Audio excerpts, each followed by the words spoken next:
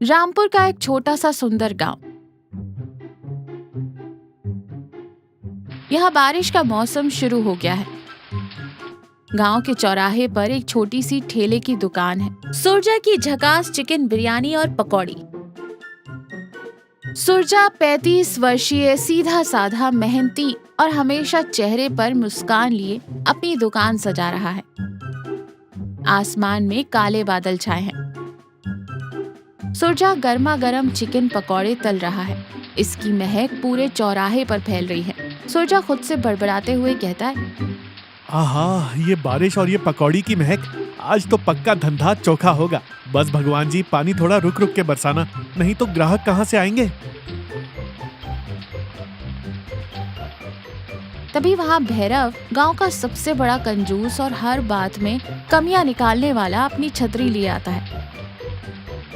भैरव नाक सिकोड़ते हुए बोलता है, अरे सुरजा, ये क्या सुबह सुबह तेल मसाले का धुआं फैला रखा है? गांव को बीमार करने का इरादा है क्या? अरे भैरव काका, ये धुआं नहीं, खुशबू है। बारिश के मौसम में चिकन पकौड़ी नहीं खाई तो क्या खाया? लीजिए, एक चक्कर देखिए, एकदम गर्मा गर्म है। भैरव पीछे हटते हुए कहता है, ना भाई ना, तुम्हारे इन पकौड़ों में आधा तो बेसन होता है और चिकन के नाम पे सिर्फ हड्डियाँ, और पैसे ऐसे मांगते हो जैसे सोने के पकौड़े हों। सुरजा मुस्कुराते हुए कहता है, काका, आप भी ना, हड्डी चूसने का अपना अलग मजा है। और रही बात पैसों की, तो गरीब आदमी हूँ, थोड़ी सी तो कमाई करनी पड़ेगी ना। तभी शीला ताई वहाँ आती है, जो कि सबसे बातूनी और दयालु महिला है, लेकिन बहुत ज्यादा बोलने वाली। शीला हंसते हुए कहती है, अरे सुरजा, क्या बातें हो रही हैं कि भैरव फिर से कंजूसी दिखा रहा है क्या? अरे ओ भैरव भाई, कभी तो दिल बड़ा कर लिया करो। भैरव चिढ़कर कहता है, दिल बड़ा करने की बात नहीं है शीला बहन, पैसे पेड़ पर नहीं उगते, और ये सुरजा तो हमें लूटने बैठा है। शीला सुरजा की तरफ देखकर कहती है, सुरजा बेटा, मुझे तो एक प्लेट बिरयानी और थोड़ी सी पकौड़ी दे दे। आज घर में खाना बनाने का बिल्कुल मन नहीं है। ये बारिश देखकर तो बस कुछ मसालेदार खाने की इच्छा हो रही है। सुरजा खुश होकर कहता है, जी ताई, अभी देता हूँ, एकदम स्पेशल मसालेदार बिरयानी और करारी पकौड़ी। सुरजा जल्दी से खाना पैक करने लगता है। भैरव वहाँ से मुंह बनाते हुए चला जाता है। सुरजा का एक छोटा सा कच्चा घर है। उसकी पत्नी तारामती समझदार और सुरजा का साथ देने वाली है। वो रसोई में कुछ काम कर रही है। सुरजा थका हुआ घर आता है और चारपाई पर बैठते हुए कहता है, आज तो बारिश ने पूरा मजा किरकिरा कर दिया तारामती। शाम को इतनी तेज बारिश हुई कि कोई घर से निकला ही नहीं, सारा माल बच गया।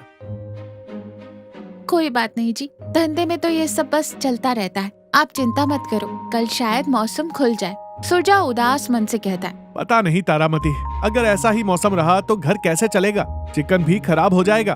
तारामती सोचते हुए कहती है, एक काम करते हैं जी, क्यों ना कल हम चिकन पकौड़ी के साथ कुछ नया ट्राई करें? सुरजा हैरानी से कहता है, नया? क्या नया? चिकन जलेबी बनाऊं क्या?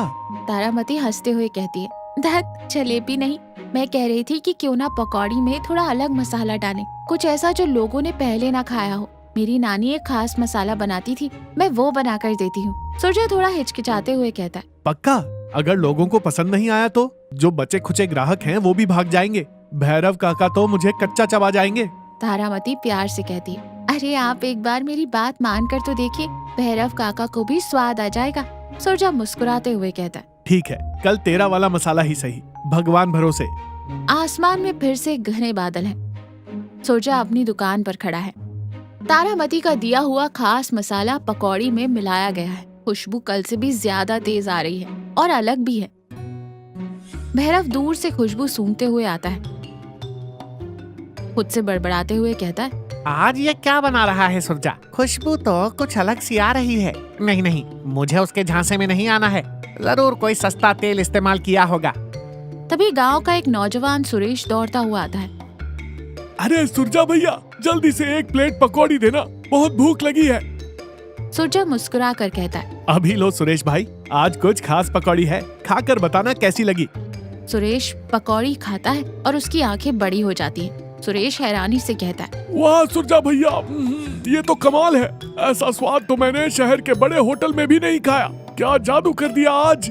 सुरजा गर्व से कहता है, जादू नहीं सुरेश भाई, बस तारामती के हाथों का कमाल है, नया मसाला है। सुरेश की बात सुनकर भैरव से रहा नहीं जाता। वो धीरे धीरे दुकान के पास आता है। भैरव खांसते हुए कहता है, सुरजा, जरा एक पकौड़ी मुझे भी चखाना, बस टेस्ट करने के लिए। अरे काका, आपने तो कहा था ना कि मैं लूटता हूँ। भैरव झेपते हुए कहता है। अरे वो तो मैं ऐसे ही कह रहा था। दे देख, जरा देखूं तो सही क्या नया ले आया तू। सुरजा उसे एक पकौड़ी देता है। भैरव उसे खाता है और उसके चेहरे के भाव बदल जाते हैं। भैरव मन ही मन कहता है, बाप रे, ये तो सच में बहुत स्वादिष्ट है। ठीक है, कोई खास बात तो नहीं, पर चलो एक छोटी सी प्लेट दे दो। सुरजा हंसते हुए कहता है। जी काका, अभी देता हूँ। तभी शीला ताई भी वहाँ आ जाती है और हैरानी से कहती है, अरे वाह, आज तो बड़ी भीड़ लगी है सुरजा की दुकान पर, क्या बात है? सुरेश मुस्कुराते हुए कहता है। ताई, आज सुरजा भैया ने नई पकौड़ी बनाई है, एकदम गजब। शीला खुश होकर कहती है, तो फिर मुझे भी दे दे सुरजा। और हाँ, बिरयानी में भी ये नया मसाला डाला है क्या? जी ताई, बिरयानी भी आज एकदम स्पेशल है।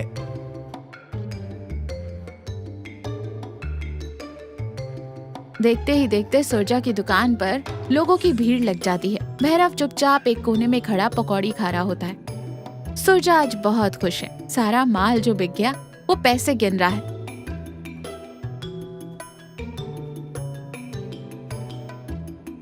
और खुशी से कहता है, तारामती, आज तो कमाल हो गया, तेरा मसाला सच में जादू कर गया। भैरव काका ने भी 2 प्लेट पकौड़ी खाई। तारामती मुस्कुराते हुए कहती है, देखा, मैंने कहा था ना, कभी कभी कुछ नया करने में ही फायदा होता है। सुरजा सहमति में सिर हिलाते हुए कहता है, हाँ तारामती, तू सही कह रही थी, अब मैं रोज यही मसाला इस्तेमाल करूंगा। तभी दरवाजे पर दस्तक होती है। सुरजा दरवाजा खोलता है तो सामने भैरव खड़ा होता है। सुरजा हैरानी से कहता है, भैरव काका, आप इस वक्त? सब ठीक तो है? भैरव थोड़ा झिझकते हुए कहता है, हाँ सुरजा, वो मुझे तुमसे कुछ बात करनी थी। जी काका, अंदर आ जाइए, बताइए क्या बात है।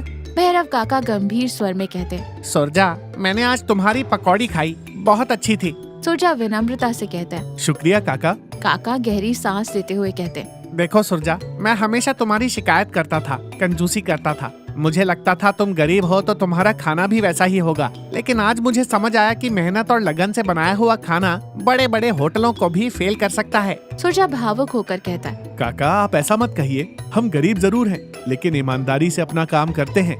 भैरव अपनी जेब से कुछ पैसे निकालते हुए कहता है, ये लो सुरजा, आज मैंने जो 2 प्लेट पकौड़ी खाई थी, ये उसके पैसे हैं। मैंने तुम्हें सिर्फ 1 प्लेट के पैसे दिए थे, मुझे माफ कर देना। सुरजा पैसे वापस करते हुए कहता है, नहीं काका, इसकी कोई जरूरत नहीं है, आपका ये कहना ही मेरे लिए बहुत है। भैरव जिद करते हुए कहता है, नहीं सुरजा, ये तुम्हें लेने ही होंगे, ये मेरी गलती का पछतावा है। और हाँ, कल से मैं रोज तुम्हारी दुकान पर आऊंगा, लेकिन शिकायत करने नहीं, बल्कि तुम्हारी बिरयानी और पकौड़ी खाने।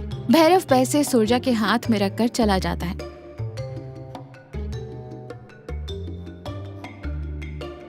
सुरजा और तारामती एक दूसरे को देखते हैं और मुस्कुराते हैं। बारिश अब भी हो रही है, लेकिन सुरजा की दुकान पर अच्छी खासी भीड़ है।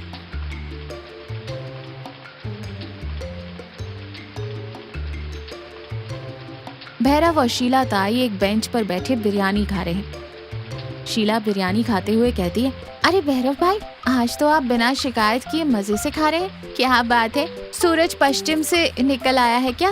भैरव मुस्कुराते हुए कहता है, शीला बहन, स्वाद के आगे हर शिकायत हार जाती है, और सुरजा की मेहनत और तारामती के मसाले ने तो मुझे अपना दीवाना बना दिया है। सुरजा दूर से ये सब सुन रहा है। उसके चेहरे पर एक संतोष भरी मुस्कान है। वो मन ही मन सोचता है, सच कहते हैं लोग, ईमानदारी और मेहनत का फल हमेशा मीठा होता है, और कभी कभी थोड़ा मसालेदार भी। सुरजा वापस अपनी कढ़ाई में पकौड़े तलने लगता है। बारिश की बूंदें और पकौड़ी की महक पूरे चौराहे पर एक खुशनुमा माहौल बना देती है। तो देखा, सुरजा की ईमानदारी और अपनी पत्नी के बनाए मसाले पर विश्वास ने उसके व्यापार को बढ़ाया। तारामती ने नई रेसिपी ट्राई करने का सुझाव दिया, जिससे सुरजा की किस्मत बदल गई। कभी कभी नया प्रयोग करना फायदेमंद होता है।